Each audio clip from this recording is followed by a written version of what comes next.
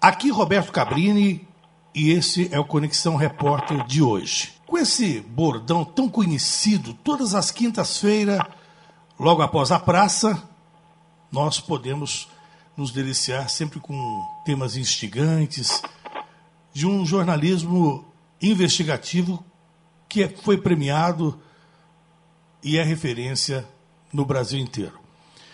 Roberto Cabrini, hoje, poderíamos dizer, consagrado, né? Com o Prêmio ESSO, a PCA, Líbero Badaró, enfim, o Troféu Imprensa, Tim Lopes, Vladimir Herzog.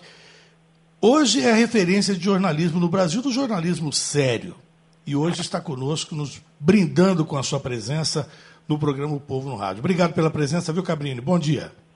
Bom dia, Ferreira. É um prazer muito grande estar falando contigo, estar falando com São José dos Campos, uma cidade tão dinâmica, tão atuante, e com os ouvintes da Rádio Cidade, que pertence ao Grupo Bandeirantes, um grupo pelo qual eu tenho um grande carinho. Cabrini, nós sabemos que quando se fala em temas polêmicos, a linha é muito tênue entre a informação e o sensacionalismo. Mas a gente percebe que você consegue ser o coadjuvante da sua notícia. Ou seja, você não tem a preocupação de ser a grande estrela quando você está trabalhando, quando você está reportando. É esse o segredo do sucesso? Ferreira, não há qualquer dúvida de que a estrela tem que ser sempre a notícia. O jornalismo não tem nenhum sentido se ele não trouxer algum tipo de benefício para a sociedade, se ele não provocar reflexão, se ele não trouxer realmente informações relevantes. E é esse jornalismo que a gente procura praticar, um jornalismo que tem um impacto na sociedade, mas onde a estrela vai ser sempre a informação. Bom, nós sabemos que você teve passagens brilhantes pela Rede Globo, passagem anterior pelo SBT, Bandeirantes, Record, enfim. Independente da emissora, você sempre foi um jornalista muito aplaudido pelo público e respeitado pela crítica. Independe do veículo de comunicação, o trabalho ele é uma característica do profissional para que se justifique uma premiação, por exemplo? Ferreira, eu procuro aprender em cada lugar onde eu estou. É claro que eu comecei na Rede Globo de televisão aos 17 anos, eu fui o repórter mais jovem de toda a história da Globo, né? Na verdade, isso em televisão em grande escala, em nível nacional. Mas antes comecei com 16 anos em Piracicaba, interior, até porque considero o interior de São Paulo a grande escola de jornalismo, de um modo geral, porque faz um rádio realmente atuante e você é um exemplo disso. Mas quando eu comecei, e até hoje, a Rede Globo tem sido a grande escola de telejornalismo no Brasil. Mas os anos passaram e hoje em dia é possível fazer jornalismo em grande nível, em vários lugares, e isso é muito bom, e cada lugar tem uma característica diferente. Em cada lugar você pode procurar imprimir um ritmo e você pode agregar uma experiência diferente. Eu procurei acrescentar a experiência da Rede Globo, a maneira de fazer jornalismo, com a liberdade que eu encontrei em outros lugares. A liberdade que eu encontro no SBT é, por exemplo, algo impressionante. Eu posso falar sobre qualquer tema, eu posso ousar, sempre, é claro, com responsabilidade. Então eu diria que o que você disse, em parte, é verdade, é claro, né? Independe do profissional. Mas cada veículo, independe do veículo de comunicação, mas cada veículo de comunicação, ele traz uma experiência, ele traz um estilo, e isso pode e deve ser assimilado pelo profissional de comunicação. Bom, você tem a experiência de Copas do Mundo, de Olimpíadas e de guerras. Nós podemos dizer que guerra, ela poderia ser definida como sinônimo de dor, porque não há como você presenciar guerra sem dor. E nesse processo todo, em toda essa experiência internacional que você teve, nesses episódios, houve algum momento em que o Cabrini perdeu a frieza do profissional e, de repente, chorou, se emocionou com algum episódio específico? Olha, Ferreira, eu estou completando 35 anos de jornalismo no ano que vem. E é claro que é um processo evolutivo. Nas suas primeiras coberturas de guerra, você se emociona muito, qualquer explosão tira você da sua concentração, de um estágio emocional ideal para você fazer a matéria, e porventura você fica extremamente alterado emocionalmente, você fica emocionado.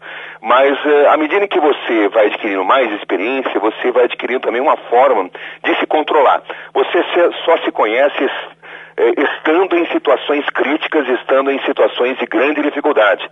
E com o passar do tempo, cobrindo várias guerras, cobrindo vários conflitos, eu acredito que eu consegui ir evoluindo e descobri também que eu não sou uma pessoa que entra em pânico em situações de grande dificuldade. Pelo contrário, eu cresço, o meu nível de concentração sobe e eu me torno uma pessoa com um pensamento ainda mais apurado.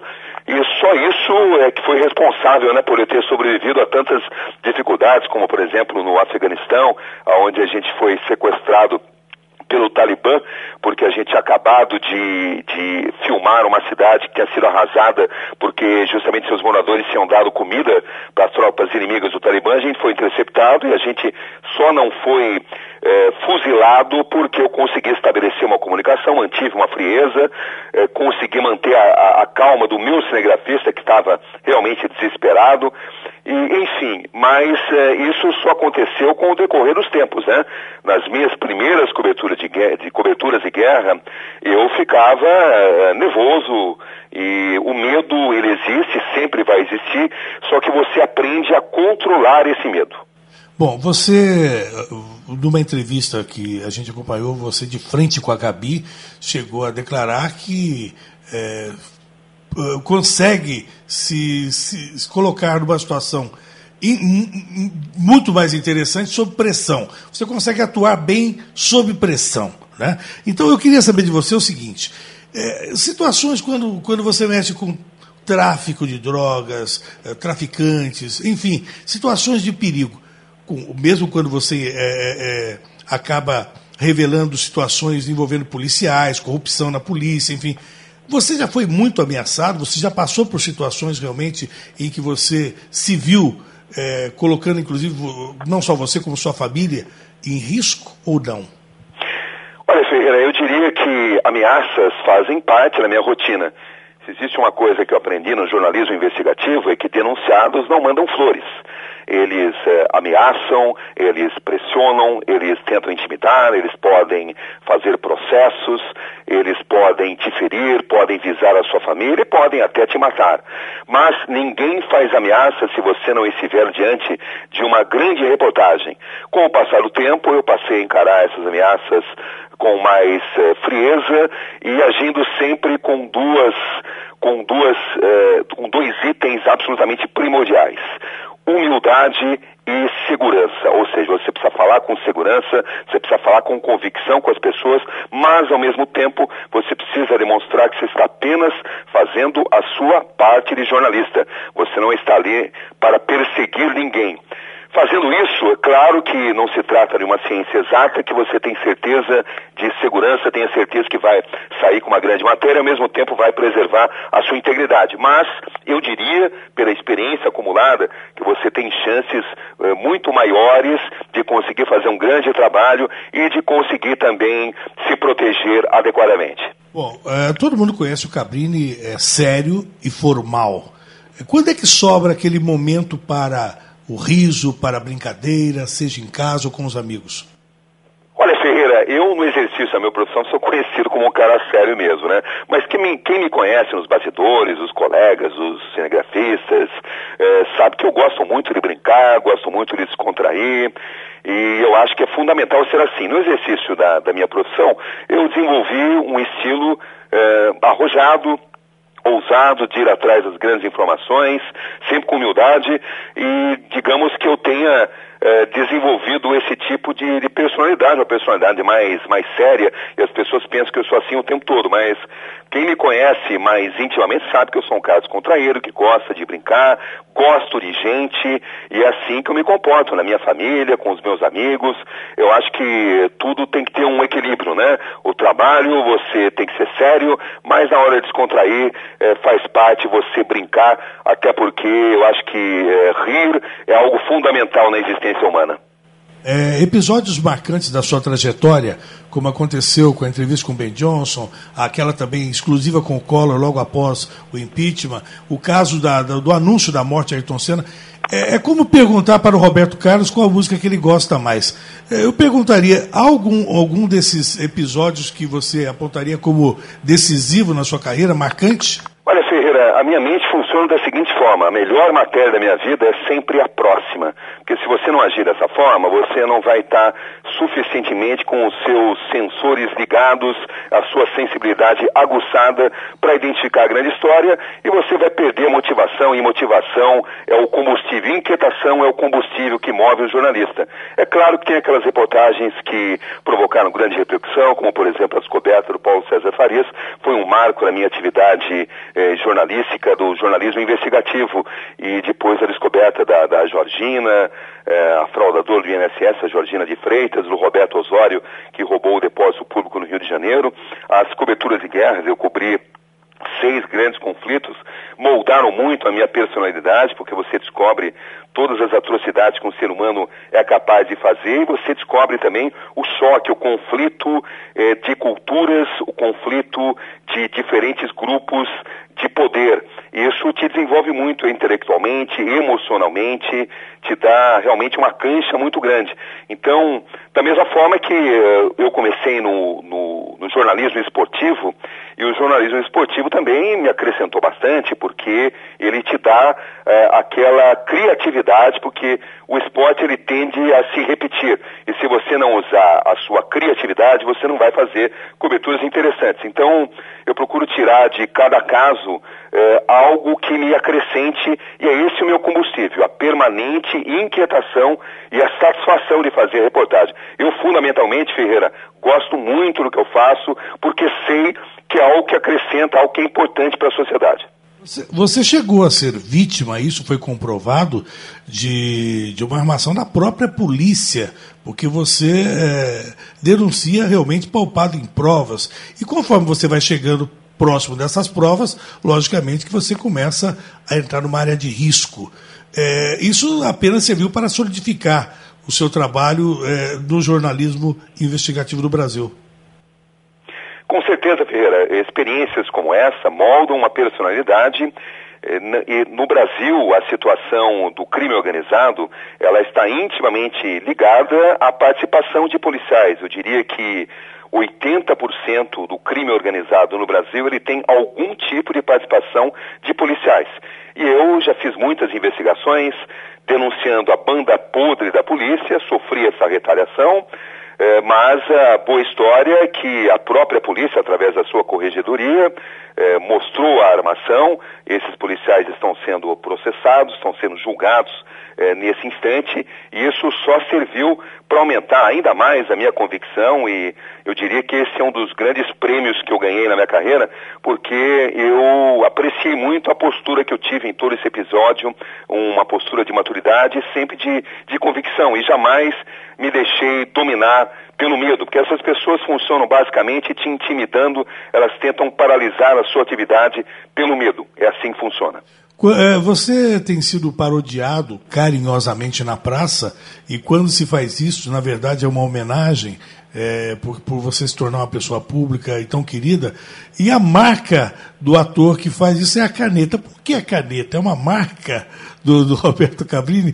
Essa caneta realmente faz parte já da figura do Roberto Cabrini.